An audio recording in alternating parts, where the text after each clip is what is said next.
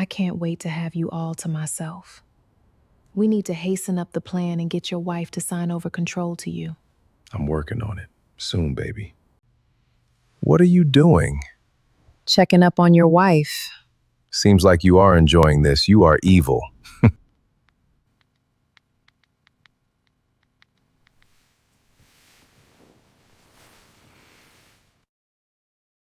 I used to think the scariest thing in marriage was betrayal. I was wrong. The scariest thing is when your own house starts to feel like it is watching you. My name is Elena Cross, and I was married to a man the world considered perfect. People used to tell me I was lucky. For a long time, I believed them. After my father died, Adrian was the only person I thought I could lean on. He was gentle, attentive, and endlessly patient. He remembered my appointments, handled the house, managed the bills, and stood beside me when grief made even the simplest tasks feel impossible. At least, that was what I thought. But then small things began to change. At first, they were easy to explain away. I misplaced my keys. I forgot meetings. I lost track of conversations halfway through. One morning, I walked into my office and completely forgot the password I had used for 6 years. I laughed it off. Then I started finding sticky notes around the house. Notes I did not remember writing. That was when the fear began. Before I tell you what I found hidden inside Adrian's office drawer, the discovery that shattered everything I believed about my marriage, let me know in the comments where you're watching from. I'd love to hear from you. And if you enjoy gripping true-style stories like this one, don't forget to subscribe so you never miss an upcoming video. Have you ever ignored a red flag because it came from someone you loved? Because I did. And it almost cost me my life. Every night for 11 months, my husband handed me my medication. And every night, I thanked him for it. That is the part that still makes me sick. He would stand in our kitchen, smiling, holding out a glass of water like he was the most caring husband in the world. Don't forget your pills, Elena. And I would swallow them. The worse I got, the more helpful Adrian became. He comforted me when I panicked. He reminded me of things I had forgotten. He explained conversations I could not remember having. Looking back, I realized something I could not see then. He enjoyed it. The more confused I became, the more in control he seemed. Then valuables started disappearing. My father's watch. A diamond bracelet. Rare coins from his collection. Each time I noticed something missing, Adrian would sigh and say the same thing. Elena, we talked about this yesterday. The terrifying part was that I believed him. Sometimes I genuinely could not remember. That was when I started wondering if I was losing my mind. I almost checked myself into a clinic. I almost signed away control of my father's estate. I almost handed Adrian everything. Then, one Tuesday afternoon, I decided to clear out Adrian's desk. He had asked me earlier that week if I had seen an old insurance file he couldn't find. I remembered checking my own office, but never looking in his. I opened the top drawer. Nothing but pens, receipts, and a stack of unopened mail. The second drawer held tax documents, warranties, and neatly labeled folders. The file wasn't there. Then I noticed a divider tucked against the back. Curious, I slid the folders aside. There was a small compartment hidden behind them. Inside sat a prescription bottle. At first, I barely looked at it. Then I saw my name. Same pharmacy. Same prescription number. Same label. My name. But different pills. I stared at them for a full minute. Then I did what Adrian forgot I was trained to do. I investigated. See, I'm a forensic accountant. I don't guess. I verify. The next morning, I drove 40 miles to a pharmacist who didn't know me. The pharmacist stared at the 2 bottles for a long moment. Then she looked up at me. Miss Cross, who prescribed this medication for you? The question caught me off guard. What do you mean? She turned one of the bottles toward me. According to this label, you've been taking this for almost a year. Yes, I said slowly. Her expression changed. The kind a person has when they're trying very hard not to alarm you. Miss Cross, I'm looking through your records right now. I don't see a condition here that would normally explain long-term use of this medication. What are you saying? I'm saying the symptoms you described, memory problems, confusion, fatigue, difficulty concentrating, those are all known side effects of this medication. I stared at her. So you think the medication is making me worse? She nodded carefully. It's certainly possible. And it's something you should discuss with an independent physician as soon as possible. I looked down at the bottles. For the first time, I wondered if the thing I trusted to help me was actually the reason I had been falling apart. The drive home felt longer than usual. The pharmacist's words kept replaying in my head. By the time I pulled into the driveway, my hands were shaking. Because if the medication was causing my symptoms, why hadn't my doctor noticed? And why had Adrian been so insistent on managing every refill? I walked into the house and immediately heard his voice. Hey, sweetheart. He was in the kitchen making dinner. The picture of a perfect husband. He smiled when he saw me. How did your errands go? Fine, I said. Too quickly. His smile faltered for a fraction of a second. Then it returned. You okay? I nodded. Just tired. The word slipped out before I could stop it. Tired. That was always the word. The explanation for everything. And then I noticed something. Every time I mentioned a symptom, Adrian already had an answer prepared. Almost like he had rehearsed it. That night, after Adrian went to sleep, I sat in the dark with my laptop. I pulled up my medical records, then my pharmacy records, then my calendar. I spent 3 hours going through everything. At 2:17 in the morning, I found something. The medication had been prescribed less than 2 weeks after my father died. Before that, there was no history of me ever taking anything similar. No diagnosis. No specialist referral. Nothing. Just a prescription. One that had been renewed over and over again. And every refill had been collected by Adrian. I stared at the screen. Something wasn't right. The next morning, I made a decision. I wasn't going to confront him. I wasn't going to accuse him. Not yet. I was going to start paying attention. I began keeping a track record of my symptoms. At first, I expected nothing. Then the pattern appeared. The days after a refill were always the worst. The brain fog got heavier. The fatigue became crushing. The forgetfulness intensified. And the more I tracked things, the clearer my thinking became. Which made one thing impossible to ignore. Adrian hated when I asked questions. The realization hit me one evening while we were having dinner. I think I'm starting to feel more like myself again, I said casually. His fork froze halfway to his mouth. Only for a second. But I saw it. And once I saw it, I couldn't unsee it. Oh, he said. Yeah. I smiled. I actually got through an entire report today without losing my train of thought. His expression tightened. Again, only briefly. Then he forced a laugh. Well, that's good. But he didn't sound happy. He sounded worried. That was the moment fear turned into suspicion. Because people who love you celebrate your recovery. They don't look threatened by it. 3 days later, I found the first piece of proof. And it was hidden in Adrian's office. Inside a locked drawer. A drawer he had specifically told me never to open. Sitting beneath a stack of financial documents was a folder with my name on it. Inside were pages and pages of notes. Notes about me, my behavior, my memory lapses, my mistakes, the dates, the times, even conversations I couldn't remember having. At the top of the first page, written in Adrian's handwritten, evidence of cognitive decline. I felt the blood drain from my face. Someone had been building a case against me. And suddenly I knew exactly where this story was heading. The question was no longer whether I was being manipulated. The question was how many people were involved. I carefully put every page back exactly where I found it.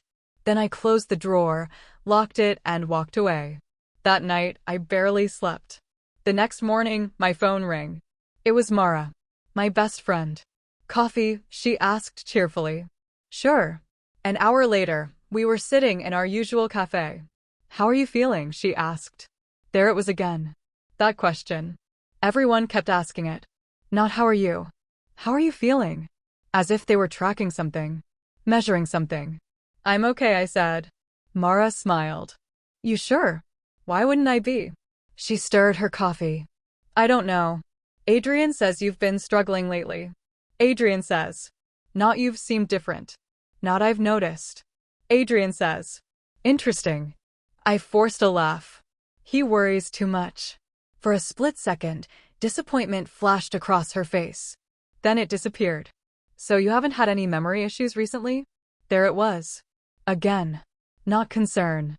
Investigation. I suddenly felt like I wasn't having coffee with my best friend. I was being interviewed, and Mara was checking boxes on a list. The moment I got home, I started digging. Not through Adrian's things. Through my own memories. The more I thought about it, the more things started clicking into place. Every time I questioned a financial decision, Mara happened to call. Every time I expressed concern about the estate, Mara reassured me Adrian could handle it. Every time I doubted myself, Mara somehow appeared to confirm those doubts. It couldn't be a coincidence. Could it? 3 days later, I got my answer. And it happened completely by accident. Adrian had left his laptop open in the study. He was outside mowing the lawn. I wasn't planning to snoop. At least, that's what I told myself. But then a message popped up in the corner of the screen. Mara. Did she sign the authorization forms yet? My heart stopped. Another message appeared. The specialist is ready. Do you think she'll pass the evaluation? I felt sick. Physically sick. My husband and my best friend were discussing me like I was a problem. I opened the conversation. Hundreds of messages. Months of them. My hands trembled as I scrolled. Mara wasn't helping Adrian. Mara and Adrian were partners. Then I found the message that shattered whatever remained of my old life. Mara. Once the competency hearing is done, control of the estate transfers to you, right? Adrian. Yes. Mara. And after that? There was a long pause before Adrian's reply. Then 3 words. We disappear together. I couldn't breathe. Together. My husband wasn't just stealing my inheritance. He was planning a future with my best friend. Using my father's estate to fund it. Using my own medical records to make it happen. Using me. I stepped away from the laptop. Slowly. Quietly. And sat in the empty study staring at the wall. I should have cried. Instead, I laughed. Everything suddenly made sense. It was all part of the plan. And for the first time since this nightmare began, I was one step ahead of their schemes. They thought they were winning. They thought I was confused. Vulnerable. Easy to manipulate. They had no idea I had already figured them out. And that was their biggest mistake. Because now I wasn't trying to understand what was happening. Now I was building a case. The first thing I did was stop panicking. Panic makes mistakes. And mistakes were exactly what Adrian was waiting for. If I confronted him now, he'd deny everything. If I accused Mara, she'd cry. If I went to the police with a handful of text messages and suspicious prescription records, they'd tell me it was a domestic dispute. I needed proof. Real proof. The kind that couldn't be explained away. So I played along. For the next 2 weeks, I became the version of Elena they expected to see. Forgetful. Distracted. Confused. Whenever Adrian asked me a question, I hesitated before answering. Whenever Mara brought up the estate, I acted overwhelmed. Whenever either of them suggested Adrian should take more responsibility, I nodded like it was the most reasonable thing in the world. The act worked. They got comfortable. Comfortable people get careless. The first mistake came from Adrian. One Thursday evening, he came home smiling. Not his usual smile. A victory smile. The kind a person wears when they think the finish line is in sight. Good news, he announced. What? I asked. The specialist can see you next week. There it was. The specialist. The same specialist mentioned in the messages. I pretended to look nervous. You think I need that? Adrian reached across the table and squeezed my hand. Just to be safe. I nodded slowly. If you think it's best. The relief on his face was immediate. That told me everything. He needed me in that appointment. Whatever happened there was important. Very important. The next morning, I hired a lawyer. Not the family attorney. Not anyone connected to the estate. A completely independent attorney named Rachel Bennett. I brought her everything. The messages. The prescription records. The notes from Adrian's drawer. My journal. By the time she finished reading, she looked furious. Elena, she said carefully, has your husband ever had access to your finances? I laughed. He has access to everything. Her expression didn't change. That stops today. The next 4 hours were a blur. Passwords changed. Accounts secured. Authorizations revoked. New trustees appointed. Emergency legal protections filed. By sunset, Adrian no longer had the control he thought he had. The best part? He didn't know it yet. Then Rachel uncovered something even worse. The competency hearing. I had never heard of it. Not once. Yet paperwork had already been drafted. Documents naming Adrian as temporary financial guardian if I was declared mentally impaired. The filing wasn't complete. But it was close. Very close. Someone had been preparing this for months. The specialist wasn't there to help me. The specialist was the final step. The official declaration that would hand my life to Adrian. That night, I sat alone in the living room staring at the paperwork. I realized how close I had come to losing everything. Not just the estate. My freedom. My independence. My credibility. No one listens to someone they've been told is mentally unstable. That was the real plan. Not stealing my money. Silencing me. My phone buzzed. A message from Mara. Mara, thinking about you, Red Heart. I stared at the screen. Then another message arrived. You're lucky to have Adrian. Most men would have walked away by now. I actually laughed out loud. The audacity was unbelievable. My best friend was sleeping with my husband, helping him take my inheritance, and texting me about how lucky I was. The specialist appointment arrived. Adrian drove. The entire ride, he played the role of concerned husband. You don't need to be nervous. I'm not. They just want to help. I looked out the window. No kidding. The office was exactly what I expected. Expensive. Quiet. Professional. And strangely familiar.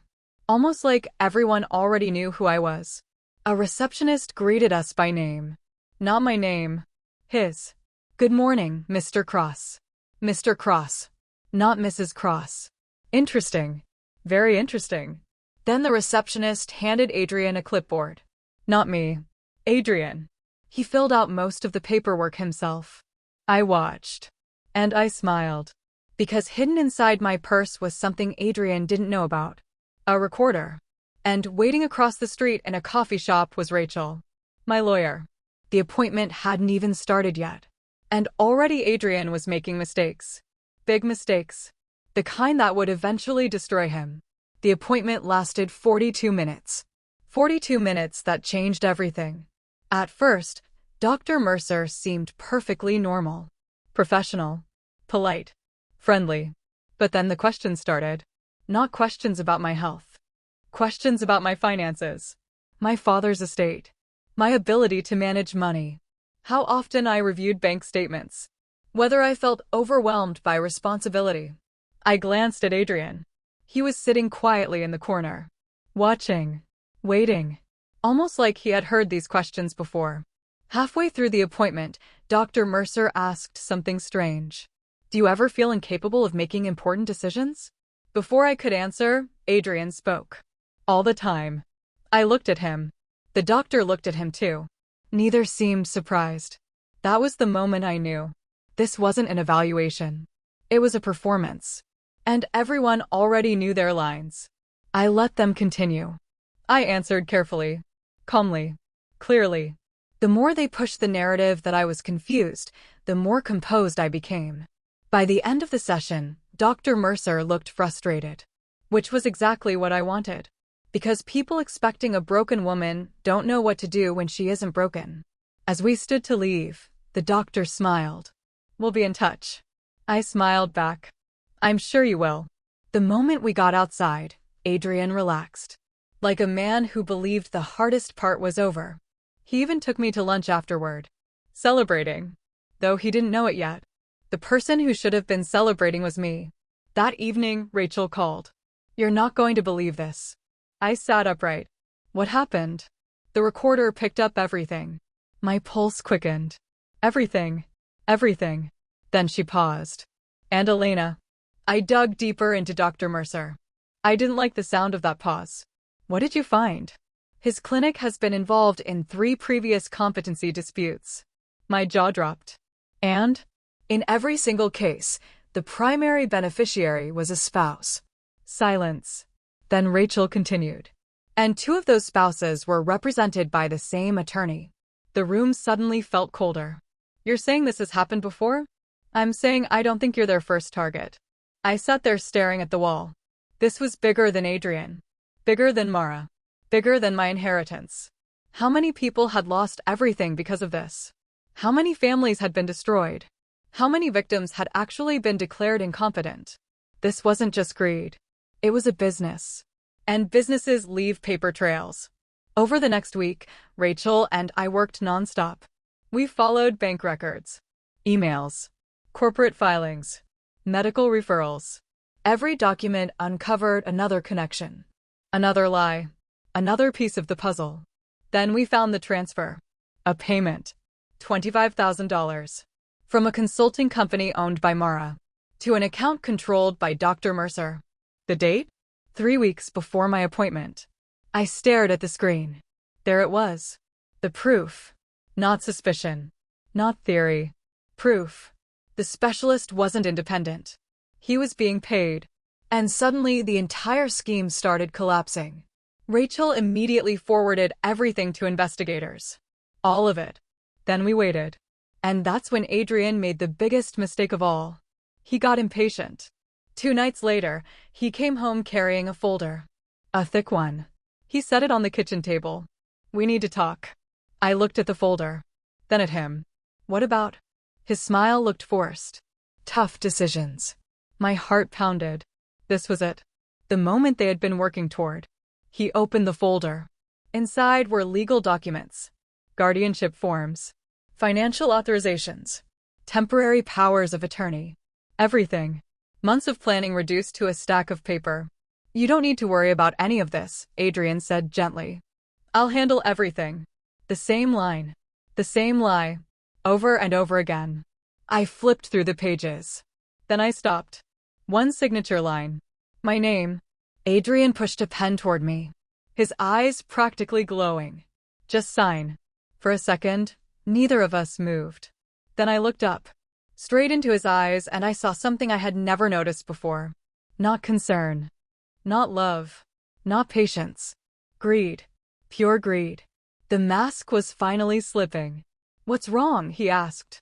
I smiled. The same way he had smiled at me for months. No. The word hung in the air. Adrian blinked. What? I said no. His face changed instantly. Gone was the loving husband. Gone was the caregiver. Gone was the worried partner.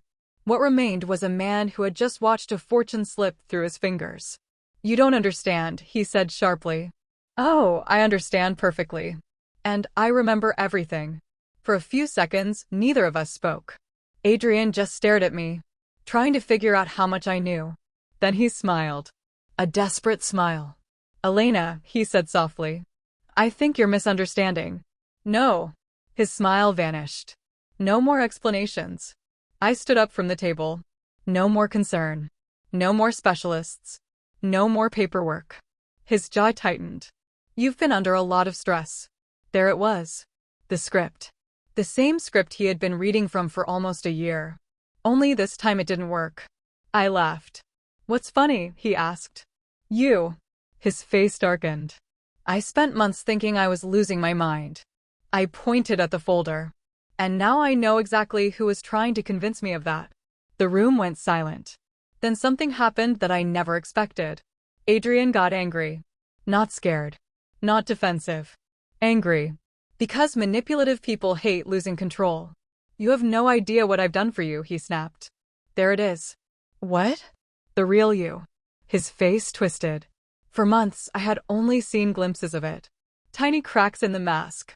Now the mask was gone completely. I kept this family together, he said.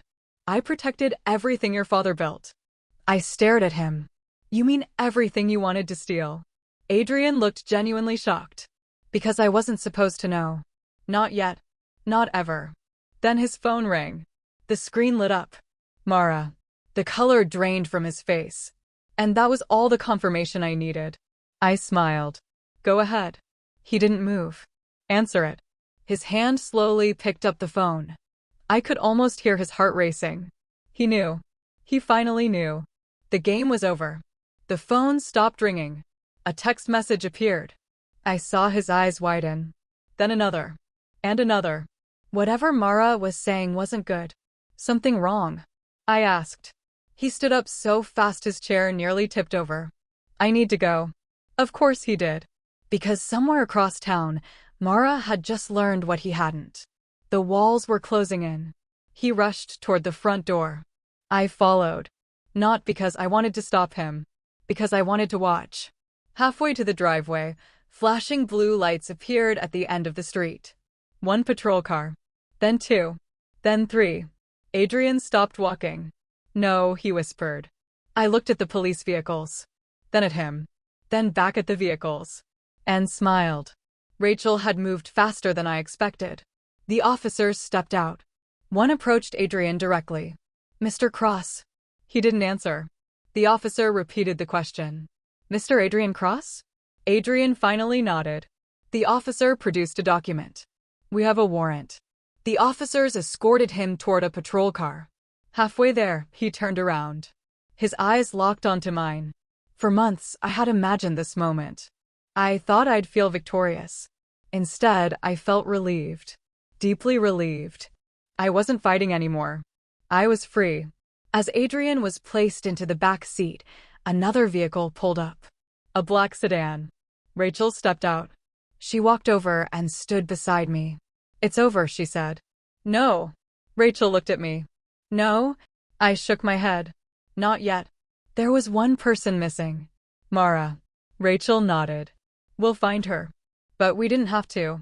Because at that exact moment, my phone buzzed. A news alert. Local businesswoman detained at airport. The photo loaded. And there she was. Mara. Sunglasses. Suitcase. Trying to board a flight. Trying to run. Trying to leave me with the mess she helped create. I stared at the image for several seconds. Then I put my phone away. Rachel smiled. Now it's over. This time I nodded. Because she was right. Nobody was watching me. Nobody was documenting my mistakes.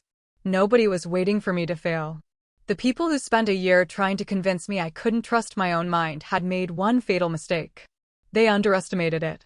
And now they were going to spend a very long time paying for it. 3 months later, I sat in a courtroom and watched Adrian see Mara for the first time since their arrests. It was almost worth everything I had been through. Almost. Because the moment their eyes met, they both did the exact same thing. They looked away. Funny, isn't it? For months, they had trusted each other enough to destroy my life. Now neither of them trusted the other enough to hold eye contact. The prosecution laid out the case piece by piece. By the second week of testimony, it was obvious what was happening. Everyone was trying to save themselves.